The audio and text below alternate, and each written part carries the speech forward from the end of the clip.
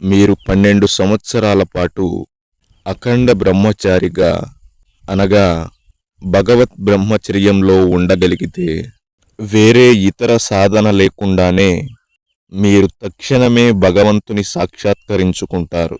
అఖండ అనే పదాన్ని గమనించండి. అది ముక్కలు కానిది లేదా అమరమైనది.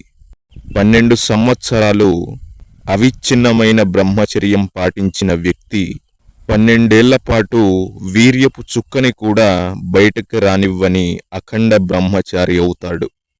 అటువంటి వాడు ఎటువంటి ప్రయత్నం లేకుండానే సమాధిని పొందుతాడు. ప్రాణం, మనస్సు అతని సంపూర్ణ అదుపులో ఉంటాయి. అఖండ బ్రహ్మచారికి బాల బ్రహ్మచారి అనేది పర్యాయ పదం.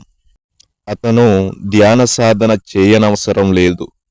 అతను మహావాక్యాన్ని ఒక్కసారి విన్నా చాలు, వెంటనే ఆత్మ సాక్షాత్కారం పొందుతాడు.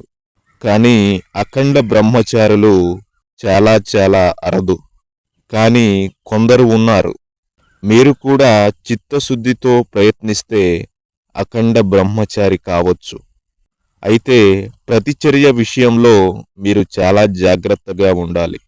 కొన్ని నెలలు లేదా 1-2 సంవత్సరాల పాటు అదుపులో ఉంచబడిన ఇంద్రియాలు మీరు ఎల్లప్పుడూ జాగరూకతతో జాగ్రత్తగా లేకపోతే తిరుగుబాటు చేస్తాయి. అవకాశం దొరికినప్పుడు అవి తిరుగుబాటు చేసి మిమ్మల్ని బయటకు లాక్కెళ్తాయి. 1-2 సంవత్సరాలు బ్రహ్మచర్యం పాటించే కొందరు మరింత ఉద్వేగభరితులై చివరికి తమ శక్తిని గణనీయంగా వృధా చేస్తారు. కేవలం జడలు కట్టుకున్న జుట్టు, నుదుటికి శరీరానికి భస్మం పూసుకున్నంత మాత్రాన ఎవ్వరూ అఖండ బ్రహ్మచారి కాలేరు. భౌతిక శరీరాన్ని, భౌతిక ఇంద్రియాలను అదుపులో ఉంచుకుని నిరంతరం లైంగిక ఆలోచనలలోనే మునిగి ఉండే బ్రహ్మచారి ఏ క్షణంలోనైనా ప్రమాదకరంగా మారవచ్చు. బ్రహ్మచర్య సాధనలో ఎవరితోనూ అతి చనువుగా ఉండవద్దు. చనువు చులకన భావాన్ని పెంచుతుంది. స్నేహితులను పెంచుకోవద్దు. స్త్రీలతో స్నేహం కోసం ప్రయత్నించవద్దు. స్త్రీలతో చనువుగా ఉండడం చివరికి మీ నాశనానికి దారితీస్తుంది. ఈ విషయాన్ని ఎన్నటికీ మరచిపోవద్దు. స్నేహితులే మీ నిజమైన శత్రువులు. విరుద్ధమైన లింగాలతో చెందిన వారితో కలవద్దు.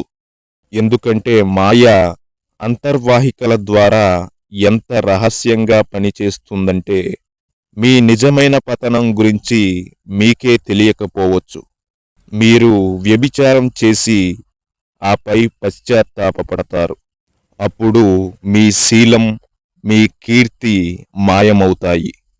అవమానం అనేది మరణం కన్నా ఘోరమైనది. దీనికన్నా హేయమైన నేరం మరొకటి లేదు. దీనికి ప్రాయశ్చిత్తం కూడా లేదు. కాబట్టి జాగ్రత్తగా, అప్రమత్తంగా ఉండండి. భగవన్ దత్తాత్రేయుడు స్త్రీని మండుతున్న అగ్నిగుండంతోనూ, పురుషుడిని నెయ్యి కుండతోనూ పోల్చాడు. రెండవది మొదటి దానిని తాకినప్పుడు అది నశించిపోతుంది. మీరు ధర్మశాలలో గాని, సత్రంలో గాని నివసిస్తుంటే మీ పక్క గదిలో ఒంటరి స్త్రీ ఉంటే వెంటనే ఆ ప్రదేశాన్ని విడిచి వెళ్ళండి. ఎందుకంటే ఏం జరుగుతుందో మీకు తెలియదు. మీరు తపస్సు మరియు ధ్యానం ద్వారా ఎంత బలంగా ఉన్నప్పటికీ ప్రమాదకరమైన ప్రదేశం నుండి వెంటనే వెళ్ళిపోవడం శ్రేయస్కరం. మిమ్మల్ని మీరు ప్రలోభాలకి గురి చేసుకోకండి. ఎందుకంటే మీరు ఆధ్యాత్మిక మార్గంలో ప్రారంభకుడిగా ఉన్నప్పుడు మీ బలాన్ని, పవిత్రతను పరీక్షించుకోవద్దు.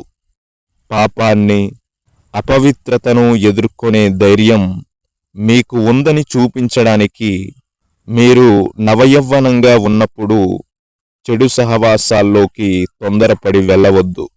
అది ఒక తీవ్రమైన పొరపాటు అవుతుంది. ఒక చిన్న నిప్పురవ్వ దుమ్ము కుప్పతో కూడా సులభంగా ఆరిపోతుంది. మీరు సాధన ప్రారంభంలో స్త్రీలకు దూరంగా ఉండాలి.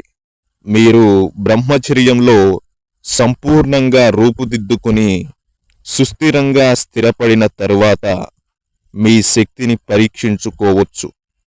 ఏనుగు తన తలపై తానే ఇసుక పోసుకున్నట్లుగా అవివేకం వల్ల తలపైకి కష్టాలను, బాధలను తెచ్చుకోకూడదు.